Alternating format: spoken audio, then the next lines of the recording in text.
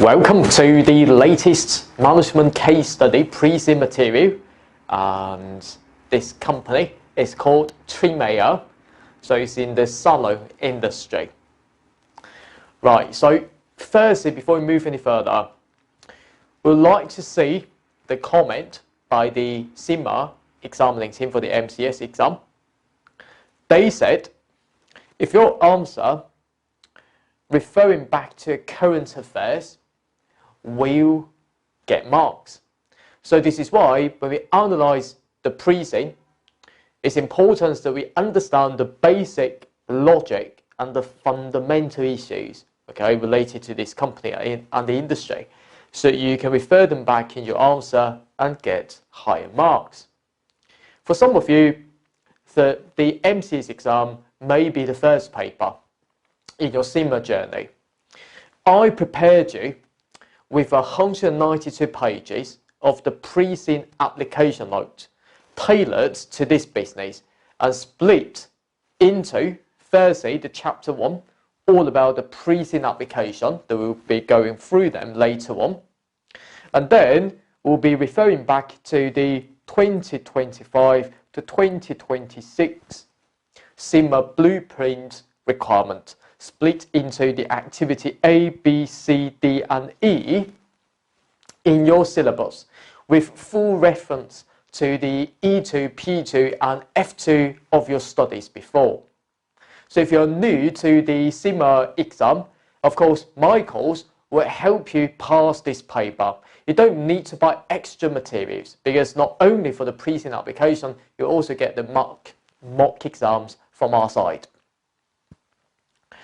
Now, what I would do, I would like to remind you that the sustainability accounting standards will also be tested, okay, from this sitting onwards. So make sure that you revise that topic. Of course, we'll go through that later on.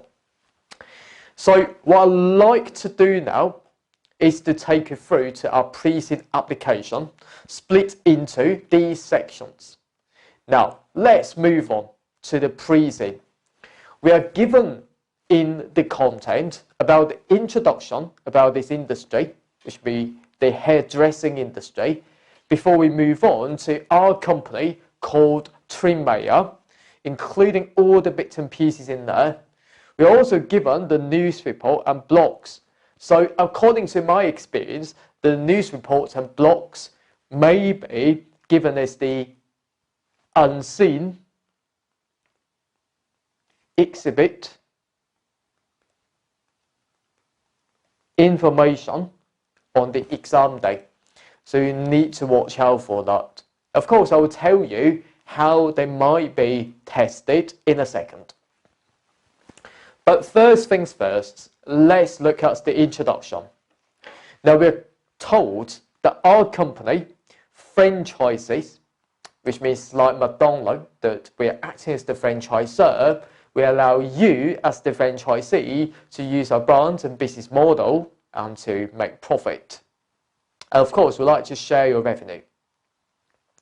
Now, it franchises hairdressing salons throughout the country called Dazzland. Okay, it's the fake country just to avoid political stuff. They also owns a small number of salons. So what do you think? I mean, it seems to me from a strategic point of view, one is using franchising way to grow, at the same time using the organic way to own your salons to grow. I mean, it's fine. But indeed, in some cases, this may create problem. Now, I'd like to take you through to the first case I'd like to share with you. It's called the Regis Corporation. Now, what Regis did will be very similar to our company, Trimayr. So what it did is that it owns 50% of the salons will be using the franchising way, another 50% will be the owned way.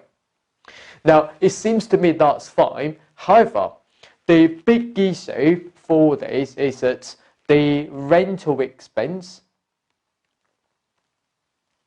will be quite high. because lots of them will be located in very expensive city locations like New York and Los Angeles.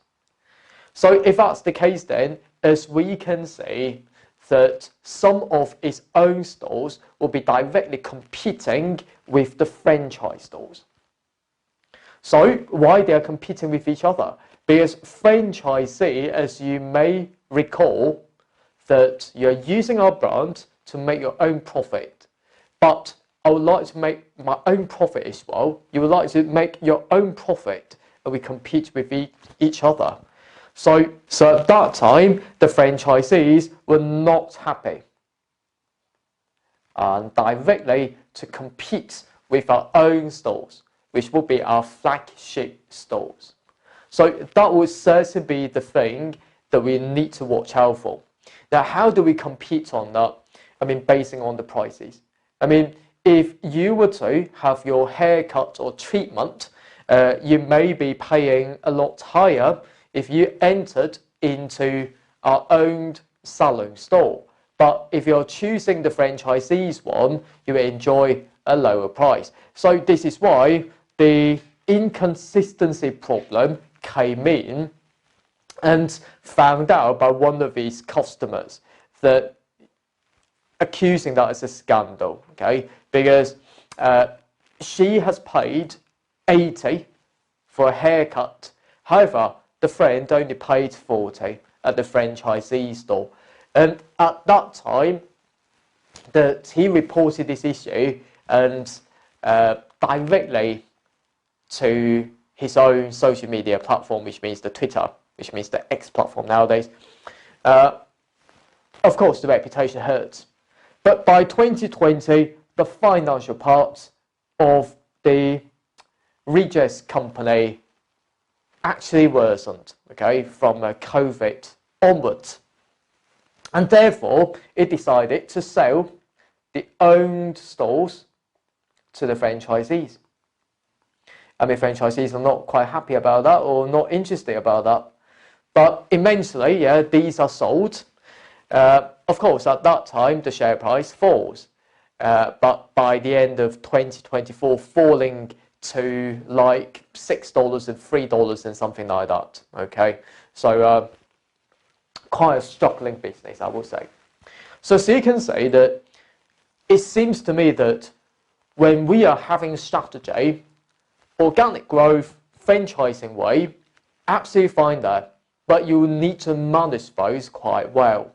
So for example, in terms of your location, that you will need to admit that operating in this industry, you will need to care about the fixed costs. So for example, the rental costs. Because the rental costs will be so high that maybe your franchisees are not making profit. So how would you help them out, for example? Of course, we would like to use a variety of ways, for example, by charging them lower royalty fee as the income to the Trimayr business later on, if we found their performance to be quite well. So we will be seeing those in a second. Right, so we are also given a lot more other information here, which I don't think that's so important. For example, the country is called Dazzland, using D dollars as its own currency at the same time following the IFIs. So this means that all the related IFIs later we'll recap on that may be tested. And you are the financial manager at the head office. So this means that not only that you will need to deal with the financial work, but you will also need to assist with other departments to do with their own work. So for example, related to negotiation, communication stuff. So we will be seeing that later on. And your responsibilities associated with management accounting, you report to the senior financial manager, who eventually reporting that to the finance director. Okay, so it seems to be the control environment and the chain of communication stuff that you will need to bear that in mind, but I don't think that this will be so important. Now, moving on. We are given in the Preseen about the hairdressing stuff. So we are told there are 52,000 hairdressing salons in the country. Now, it seems to me that this is quite common indeed in any given country related to this industry. I would say that the competition will be so severe. One of the reasons behind it will certainly be the profit will be so high. Because if you are the hairdresser, you know the technique, you can start up your own business, so possibly as a sole trader. And then you can focus on your local area, and your local area customers will be very likely to become your loyal customers. You don't even need to spend the advertising expenditure in advertising your business because you're relying on the word of mouth marketing. So the profit will be quite huge, I would say. So therefore, this is reflecting the Preseen that 80% employing fewer 10 staff in a single salon. This is quite common indeed. Now, what I would do is that turning back to our business is called Trimayr. So it seems to me that it's a large and listed business. So this means that do we care about these competition? Or more specifically, do we care about these small competitors? Well, according to my analysis, my answer for that is absolutely yes. But sometimes the answer is no. Well, the reason is, so firstly, I'd like to take you through to the analysis there. It's the number of years that a small salon could become very, very competitive. I mean, it's approximately 20 to 30 years. So this means that the answer may be no, that we are not caring much about the competition from these small competitors. Because we know that small competitors are attracting customers in a variety of ways. So some of them may be targeting the, not the up market. Sometimes they're targeting a mid-market, but most likely that they might be performing the services in an affordable way, which means that low margins. So to us, I would really care about whether or not there might be any disruptive technologies coming in turning those small salons to be more competitive and possibly will steal our market share. Now, the example I can give you is the company called Glam Squared in the USA, and in the UK, another company called Blow Limited. Now, these two companies will simply offer on-demand home services. So this seems to me that back in the first points that I told you that the fixed cost will be very, very important in this industry. It's very likely that it's hard to differentiate ourselves from others, except the fact that we may be located in some parts of the country and some parts of the expensive streets and pushing up our fixed costs and make us look different. However, if we face any competitors such as these, in offering the home service, they can cut their fixed costs quite a lot. They simply rely on the mobile application like Uber has done. So I very much care about those. So the implication to the Trimayr business, from my perspective, is that whether or not it's time for us to invest in such digital platform on the exam day.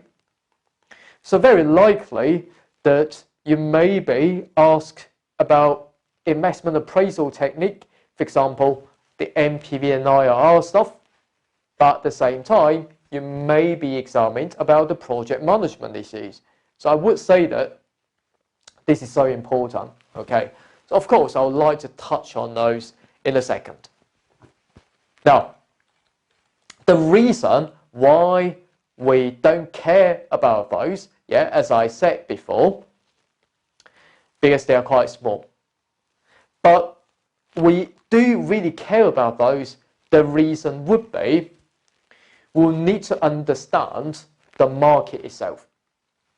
The market itself that we are operating in would be the monopolistic competition market. So this means that if you're simply focusing on that we will need to get the market share by cutting our selling price, from my perspective, this would be quite wrong. Because all we need to find out will certainly be which market that you are targeting. Now, according to the Preseen material, that the market includes independent salons, larger businesses, and nationwide chains. And there are quite a few of them, really. And our current business will be most likely targeting the mid-market and sometimes the upmarket, but not the low market there. Now, I would say that for our current business, Trimayr, that we have got two particular product lines called Trimayr Pop and Trimayr Sheen. Now, the Trimayr Pop really focusing on the mid-market, but we are not told about the KPIs that we can use to measure performance in the mid-market. What I would suggest Trimayr would do, firstly, it can introduce the average spend per customer visit. Now, the reason is the customer may be coming into our store and to do the hair treatment. Why do we call it as the average spend? Is that sometimes we will need to increase the revenue or charging a customer more money.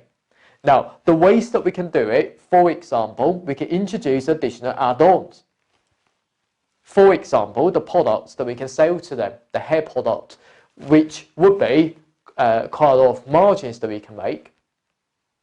So by doing this, we can use the spending, which means the revenue on top, as the numerator, over the number of customers visit in the denominator, by improving or increasing the average spend per customer visit. So it seems to me that customers will be willing to spend the money in buying our product. Why? Because the quality will be quite high. So we can use the average spend per customer visit to understand whether or not the quality will be affordable. Okay, will be, the product will be purchased by them. At the same time, because we also have got the franchise ways to run a business, we need to keep our brand standardized across all the franchise salons.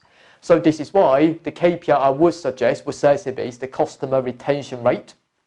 So this means that if you can retain these loyal customers, so it seems to me that irrespective that the customers may go into this salon or that salon, so it seems to be that they are quite happy with our services, they are quite happy with our brand. So this means that irrespective of where would you spend your money in treating your hair, and it seems to me the brand will be quite standardized. Okay, so these two KPIs I think will be quite powerful. However, by focusing on the upmarket, on the other hand, I'd rather use the revenue per appointment to do that, because for the upmarket, it will be quite unusual that we charge them add-ons, okay, when they come to our salons. Unlike that we can see in the mid-market that we can use some way to attract them to do the less expensive treatment, but we can sell them add-ons to compensate for our lower margins. But for the upmarket, on the other hand, our revenue or our service will be extremely expensive at the very first start. At the same time, yes, we can ask them to calculate the customer satisfaction score for the stylist expertise and to make sure that our brand looks great, especially for the celebrities that, rating our services, let's say 5-star rather than 1-star, and of course our brand looks great. For the franchise models, the KPIs I would suggest would certainly be the new franchisee sign-ups per quarter. And this can certainly help us to determine our market share in this industry. At the same time, the profit margins. Now, if the profit margins per salon would be quite high, so this means that it will be very attractive, or as a reason that they would like to sign up as our franchisee, okay, in the upcoming year. Okay, so that's all I can share with you. So firstly, related to the competition. Now, what I would like to remind you is that for the smaller salons to turn into more competitive ones, a famous example for this is called Toni and Guy in the UK, from a small salon to a global brand. Now, what it did is that it focusing on high price. Now, the reason is they position themselves as high fashion, trend-setting brand rather than the haircuts provider. So this is why Toni and Guy does not rely on the number of customers or the sales volumes, for example. So this is a very good business. The reason is, if your fixed cost will be quite high, the usual way that you need to do will certainly be to focusing on increasing a number of customers to reduce your fixed cost per customer down and maintaining your margin. However, if you can charge a high price because of your expertise in hair cutting, certainly you do not really have to rely on a number of customers. This can save the business in some ways. For example, during COVID-19, a lot of quarantines measures that in place, affecting a number of customers and visits, okay, to the stores, to each of the salons at that time. But not relying on the number of customers, yes, you can be less vulnerable to these extreme economic situations, for example. Now, not only for that, Toni and Guy will also diversify the revenue stream. So what they've did, two things. Firstly, they've got high-end products, maintaining their profit margin, but at the same time, the training. Yeah? The training will be their profit center as well, okay, to generate a profit. Now, by using this business model from a small salon to a global brand will certainly be our competitor, for example. Now, we're also told about some other bits of information in the Preseen that larger businesses operate two or more salons, but they are local ones in a single city or adjacent towns. But there are 6 nationwide chains, 2 of which own and operate chains of salons and 4 on a franchise basis. So it seems to me, yes, our competitors, that's fine, but I don't really care. What I do really care is that we need to use KPIs in place in making sure that we do the right job. At the same time, keeping an eye on to the disruptive technology that may be turning the small salons into a large salon, okay, later on.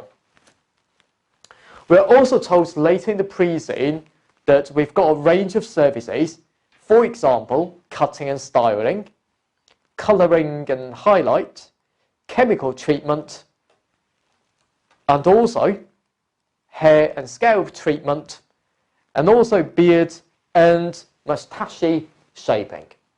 Now, what I would say is this. Firstly, in our Preseen application, I've done the estimated profit margins for you. For example, as we can see, according to our industry experience, that the retail product profit margin will be quite high, followed by, let's say, 20% of the cutting and styling. Oh, beard shaping, only be 15% of the margin there. So if your focus will be on the beard shaping, of course, you will need to rely on the volume of your customers. But I can't see any particular salon will simply provide that single service. So I would say that in order to maintain success of your business in this industry, to diversify revenue will be the very key there. Now, a famous example I'd like to share with you is called Vidal Sassoon. Now, Vidal Sassoon was quite a successful business. However, eventually it sold its own brand. Well, the reason is the founder focused on haircut only, but not being able to diversify the revenue. So in late 1980s, sold the name to the corporation and later removed him from the business later on. So, but nowadays we can still see Vidal Sassoon products will be quite expensive, okay? Not only in the supermarkets, we can buy them, the hair treatment products, it's absolutely fine. So you can say quite a successful business, only relying on the haircut treatment would not be quite successful. Another example is the supercut. I would say that it's like the haircut factory. Now, the reason that why the supercut business was not a quite successful business later on was because, yes, it's focusing on the standardized haircuts, no appointments needed, just walk in, and low cost, high speed service. However, you will need to rely on high volume of number of customers. So if that's the case, then later on, market share was stolen, okay, by other competitors who are able to diversify the revenue stream by providing more of a tailored service. Now, these two, I would say that we can learn from their failures. When we think about the future strategy and how to manage our own business later on. Another business that we've seen before is called Regis Corporation. Now, it's quite a giant business, I would say. However, it was not quite successful. The reason is expanded too fast. So therefore, the reputation in terms of the service quality, consistency is questioned. Now, at the same time, it failed to invest in digital booking. I would say that quite a lot of salons nowadays have invested in digital booking facilities. So, for example, in the mobile app, for example, showing the real-time availability.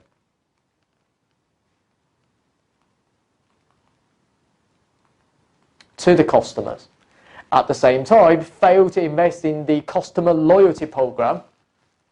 So, for example, charging the membership fees. For example, tier membership fees. That if you're opting in a VIP membership, you will enjoy additional discount, for example, but you need to pay the fee. But you fail to invest in these programs, certainly affecting your revenue, for example. Now, another example I'd like to share with you is the dry bar. Now, dry bar, I would say that quite a successful business in the past. However, during COVID-19, it was not so successful. The sales collapsed. Well, the dry bar, what it actually did is that it provides blow dry only service. Well, it seems to me that's quite weird, but it will be quite popular among women, okay? So at the same time, it also gives you the salon experience, that providing you with free drinks, stylish interiors. I would say that this will push up very high fixed costs. So therefore, it's vulnerable to extreme economic situations like COVID-19, okay, because the number of customers falls. Now, as I said before, Glam Squat and Blow Limited providing home service, reducing that fixed costs and certainly be the competitor to our business, okay. Now, I would say that providing all sorts of services there will be quite common if you walk into any salon, this just to be a normal stuff. However, bear in mind that when we are operating the Trimayr business, things will get complicated. So what I'm going to do is I'm going to be stopping the first recording now for the Preseen application. As we can see, if I were to take you back to our Preseen applications, for example, where we talk about the core activity C area to manage performance and cost to aid value creation, I'll certainly tell you that how can I answer each of the CIMA's requirements of the I can questions. But don't get me wrong. We are answering these questions from the case studies point of view, not from the objective test point of view. So I would say that the ways that we answer these questions will also be referring back to the past CIMA MCS exam questions. It will be absolutely different from the ones that you may see in the objective test questions. So make sure that you're ready. With our own analysis of how this topic or this chapter can be tested, for example. And later on that I will show you more and more examples of how can we tackle each of them in turn. With our high pass rate over the years that I've been teaching the MCS exam for more than 10 years, I'm sure that you can pass this paper the first time with my help. I look forward to seeing you soon in the next of our section onwards. Bye for now. APC, accounting for your future.